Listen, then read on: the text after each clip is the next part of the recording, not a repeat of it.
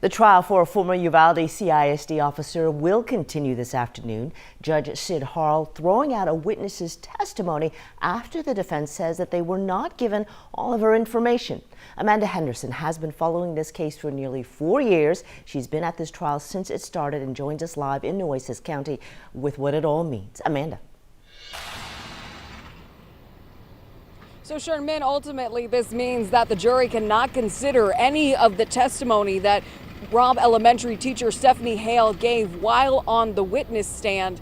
And this really had to do with something that came up on Tuesday. So there was no jury yesterday as a result of what happened on Tuesday. That's when the defense stood up, said, hey, there were some things mentioned in the testimony on the witness stand that we do not feel that we were privy to. So that is when Judge Harle actually sent out the jury and discussed with both the prosecution and the defense what was going on.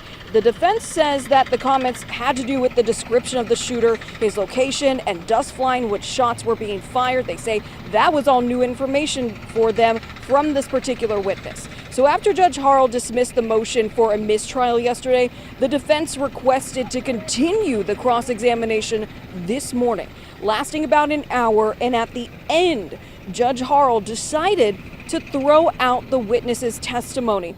And he was very clear that this was not any fault of the witness. But following Hale, we also heard from former Robb Elementary staffer Amelia Amy Marin. She is the the staffer who was falsely accused of propping open a door and not closing it.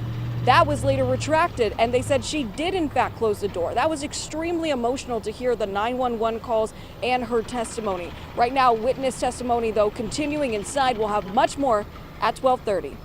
In Nueces County, I'm Amanda Henderson, KHOU 11 News. Texas following this case, as is the nation.